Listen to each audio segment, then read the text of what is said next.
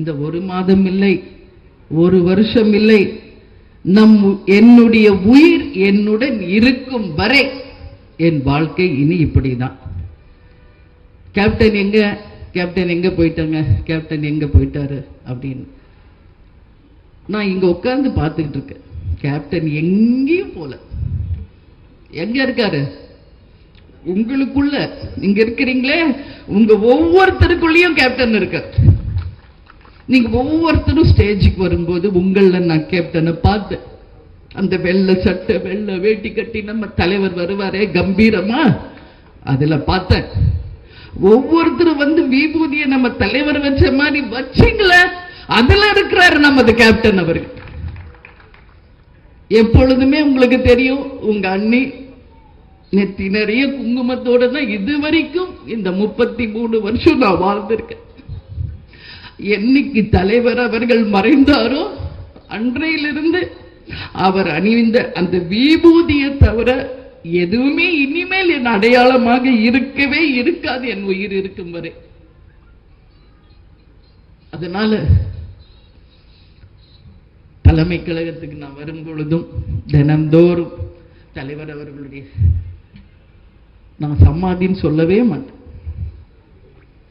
என்ன அது? கோயில், கேப்டனுடைய கோவில். அது சமாதி இல்லை, ஜீவ சமாதி. அங்க நம்ம தெய்வம் இருக்கிறார். நம்ம கோவில் இனிமேல நம்ம கேப்டன் இருக்கிற இடம் தான். இந்த படிக்கட்டுல தான் நம்ம தலைவரை நாம வச்சிருந்தோம். அந்த படிக்கட்டுல இது வரைக்கும் நான் செருப்பு போட்டு ஏறதே இல்லை, தொட்டு கும்பிட்டு தான் நான் ஏறேன். வர்ற அத்தனை பேருக்கு ஏன் அங்க புகைப்படம் எடுக்கிற? கேப்டனுடைய நினைவுகள் அவங்க வாழ்க்கையில இருக்கணும் அப்படின்றதுக்காக தான். இப்போ தலைவர் அவர்கள் நம்ம கூட தான் இருக்கார். இப்ப நான் பேசுறத நீங்க பேசுறத இங்க இருக்கிற அத்தனை பேரையும் இங்க எங்கேயோ இருந்து தலைவர் பார்த்துக்கிட்டு தான் இருக்கார். அதுல எந்த விதமான ஐயப்பாடும் யாருக்குமே தேவையில்லை. அவர் புண்ணிய ஆத்மா. இதுவரைக்கும் உலகத்தில் இவரை போல ஒரு புண்ணிய ஆத்மா வாழ்ந்ததாக ஒரு வரலாறும் கிடையாது. இனி அந்த வரலாறு வரப்போவதும் கிடையாது. எப்ப தலைவர் அவர்கள் இறந்த உடனே கருடர்களாக வந்து ஆசீர்வாதம் கொடுத்தார்களோ இன்னைக்கு வரைக்கும் அந்த கருடர்கள் வந்துட்டு இருக்காங்க. கேப்டன் சொல்லுவார், எனக்குன்னு ஒரு இடம் இந்த உலகத்துல இருக்கு சொல்லுவார்ல, அந்த இடம் இந்த இடம் தான் எனக்கே தெரியல, இப்பதான் அது தெரியுது. நம்ம தலைவருடைய இடம் இதுதான். அந்த நிமிஷம் வரைக்கும் நம்ம தலைவரை எப்படி புதைக்க போறோம், என்ன எதுவுமே தெரியாது, எதுவுமே தெரியாது. கேப்டனை எப்பயும் மாறி நான் மருத்துவமனைக்கு செக்கப்புக்கு தான் கூட்டு போறேன். பத்திரிகையிலையும் யூடியூப்லயும் தவறாக செய்திகள் போடும்போது நான் கோவப்பட்டிருக்கேன். ஏன்னா நல்லா இருக்கிற ஒரு சில தப்பா எழுதாதீங்க, நல்லா இருக்காரு தலைவர், நல்லா இருக்காரு. நான் எவ்வளவு வாட்டி உங்ககிட்ட எல்லாம் சொல்லியிருக்கேன். அப்பெல்லாம் நல்லா இருந்தாரு தலைவர். செயற்குழு பொதுக்குழுக்கு பிறகு தேசிய முற்போக்கு திராவிட கழகத்தில் நடக்கின்ற முதல் கூட்டம் இந்த கூட்டமா இருக்கணுமா நினைச்சே நான் பார்க்கல. தேசிய முற்போக்கு திராவிட கழகத்தின் செயற்குழு பொதுக்குழுல நம்ம அத்தனை பேரும் சந்தோஷமாக தலைவரோடு சேர்ந்து அந்த விழாவில் பங்கேற்று எல்லாருக்குடைய உணவு அருந்தி அன்னைக்கு நாள் கேப்டன் அவள் அவ்வளோ சந்தோஷமா இருந்தார். வீட்டுக்கு வந்து அவ்வளோ ஹாப்பியா இருந்தார். தப்பு தப்பா போட்டப்ப நான் சொன்னேன், ட்ரெக்கியாட்டமி பண்ணல, செயற்கை சுவாசம் கொடுக்கல, எந்த விதமான இல்ல, இன்ஃபெக்ஷன் நல்லாயிட்டாரு, சீக்கிரம் வருவார், எங்கள் தொண்டர்கள் அத்தனை பேரையும் சந்திப்பாருன்னு நான் சொன்னேன். அதே மாதிரி செயற்குழு பொதுக்குழுக்கு தலைவர் வந்தாரு, சந்திச்சார். அதற்கு பிறகு 15 நாட்கள் அவ்வளவு சூப்பரா இருந்தாரு தலைவர். செக்கப்புக்காக தான் நான் கூட்டு போறேன். அன்னைக்கு 25ஆம் தேதி செக்கப்புக்கு கூட்டு போனோம். அன்னைக்கு கிறிஸ்துமஸ். மியாட் மருத்துவமனை கிறிஸ்துவர்களுடையது, அதனால இன்னைக்கு எந்த டாக்டர்ஸும் இல்லை. 26ஆம் தேதி நீங்க கூப்பிட்டு வாங்கன்னு சொல்றாங்க. எனக்கு பொதுவாகவே 8ன்னா கொஞ்சம் பயம்.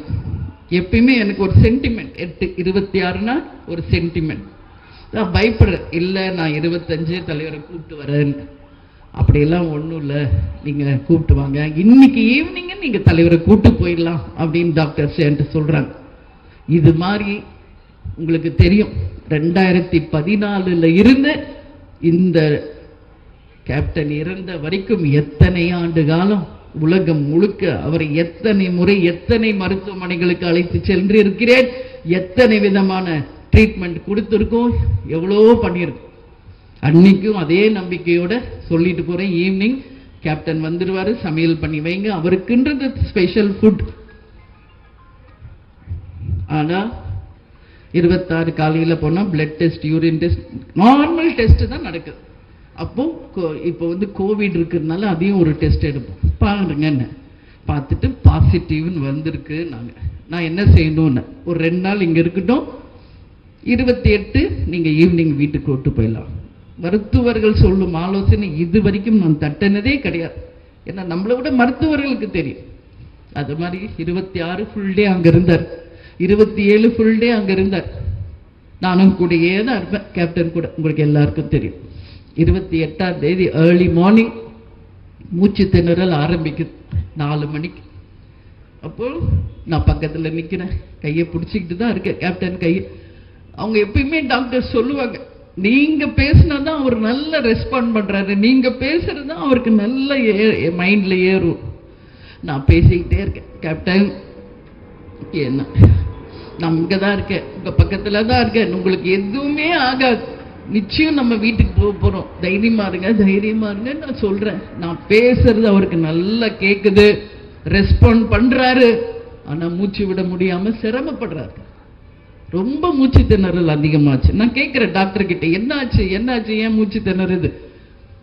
அவங்க என்கிட்ட ஓப்பனா சொல்ல மாட்டேங்கிறாங்க. என்ன 5 இயர்ஸ் என் கூடயே அந்த டாக்டர்ஸ், நர்சஸ் எல்லாரும் ஒரு குடும்பம் மாதிரி நாங்க பழகிட்டோம். அவங்க சொல்லுவாங்க, கேப்டனுக்கு கிடைச்ச மிகப்பெரிய ஒரு பொக்கிஷம் நீங்க தான். இது மாதிரி எந்த ஒரு பேஷண்டோட வைஃபும் இந்த மியாட் மருத்துவமனை பார்த்ததா வரலாறே இல்லைன்னு சீஃப் டாக்டர்ல இருந்து எல்லாரும் சொல்லுவாங்க. என்னுடைய ஒரே கவனம் குறிக்கோள் கேப்டன் தான், வேற எதுவுமே இல்லை. பிரபாஷ் அம்மு கூட கிடையாது, அவங்களெல்லாம் சின்னப்ப சோறு விட்டு வளர்த்தேன், அதுக்கப்புறம் அவங்களே வளர்ந்துக்கிட்டாங்க. என்னுடைய முழு கவனம் 24 hours கேப்டன் மட்டும்தான், வேற எதுவுமே இல்லை. அது பசங்களுக்கு தெரியும். அப்படியே வாழ்ந்தேன் இந்த 10 வருஷம். அவர் சிக்கான பிறகு எங்க போனாலும் எவ்வளோ நேரம் ஆனாலும் நைட்டு நான் வீட்டுக்கு வந்துடுவேன். ஏன்னா அவரை விட்டுட்டு நான் ஒரு நாள் கூட கிடையாது இருந்ததில்லை. ஆனா இப்போ 1 மாசம் அவரை விட்டுட்டு எப்படி நான் இருக்கேன்னு எனக்கே தெரியல.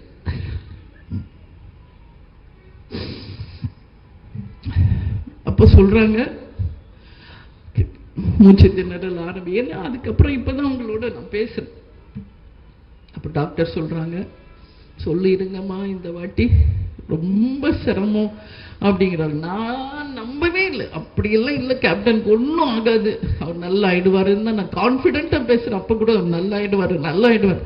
அப்போ எல்லா டாக்டர்ஸ் என் கையை பிடிச்சிக்கிட்டு, இவ்வளோ வருஷம் நீங்கள் கூப்பிட்டு வந்தீங்க, நாங்கள் இப்போ எப்படியாவது இப்போ இந்த மாதிரி சொன்னதில்லை, சொல்லிடுங்க, யாருக்கு சொல்லணுமோ சொல்லுங்க. என்னுடைய முதல் ஃபோன் சுதீஷ்க்கு தான் போட்டேன். ஏன்னா என் தம்பி எப்பயுமே நான் மிட் நைட்ல யாரையுமே டிஸ்டர்ப் பண்ண மாட்டேன். எவ்வளோ வாட்டி நான் கேப்டன் செக்கப்புக்கு மிட் நைட்லாம் கூப்பிட்டு போயிருக்கேன். அப்போ சுதீஷ்க்கு ஃபோன் பண்ணேன், என்ன இந்த மாதிரி ரொம்ப ஒரு மாதிரி மூச்சு திணறலா இருக்கு, என்ன பண்ணும், வந்துதான் ஆகணும் அப்படின்ற.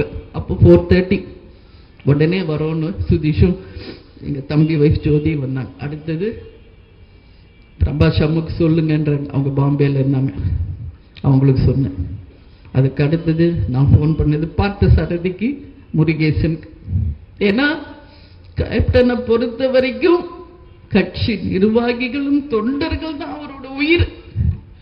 டாக்டர்ஸ் அப்ப சொல்லும் போது நான் இவர் யாரை கான்டாக்ட் பண்ணணும் தெரியல. செந்தில் கான்டாக்ட் பண்ணி கொரோனா தொற்று இருக்கு, மூச்சு திணறலுக்கு வென்டிலேஷன்ல போட்டிருக்காங்கன்னு போடுங்க அப்படின்னு நான் சொல்றேன். உடனே செந்தில் போன் எடுத்தான். பட் பார்சாதி முருகேசனால எடுக்க முடியல. அப்புறம் எங்க சகோதரி கேப்டனுடைய அக்கா மாமா, அவங்க டாக்டர்ஸ் மதுரையில் இருக்காங்க. அவங்க கிட்ட நான் கேட்குறேன் ஃபோன் பண்ணி, என்ன சீனியர் டாக்டர்ஸ் அவங்க, இந்த மாதிரி சொல்றாங்க, என்ன பண்ணணும்? அவங்க சொல்றாங்க, ஒன்றும் ஆகாது, நீ தைரியமா இரு, நீ தைரியமா இருன்னு எனக்கு ஆறுதல் சொல்ற. கேப்டனுக்கு கண்ணு வந்து வைடா ஓப்பன் ஆயிடுச்சு. இந்த மாதிரி ஆனதே இல்லை அவருக்கு. உங்ககிட்ட சொல்றேன், நான் கேட்கிறேன் டாக்டர் கிட்ட, ஏன் கண்ணு இவ்வளோ ஓப்பன் ஆயிடுச்சு? மூச்சு திணறல். கரெக்டாக 2 hours தான். 4 o'clock ஆரம்பிச்சது, 6:10 முடிஞ்சு போச்சு. அப்போ ஒரு ஸ்டிக்கர் மாதிரி கண்ணில் ஒட்டினாங்க அவங்க. நான் அப்போ கூட சொல்றேன், ஏன் ஒட்டுறீங்க? எனக்கு தெரியல அவர் இறந்து போயிருக்காருன்றது அவங்க என்கிட்ட சொல்ல மாட்டேங்கிறாங்க. இல்லை, கண்ணு ஓப்பனாக இருந்தால் ட்ரை ஆகிடும், அதனால ஒட்டிருக்கோம், அப்புறம் எடுத்துடலாம். எனக்கு சமாதானம் சொல்கிறேன், எனக்கு தெரியல அப்போ கூட இறந்துட்டாரு.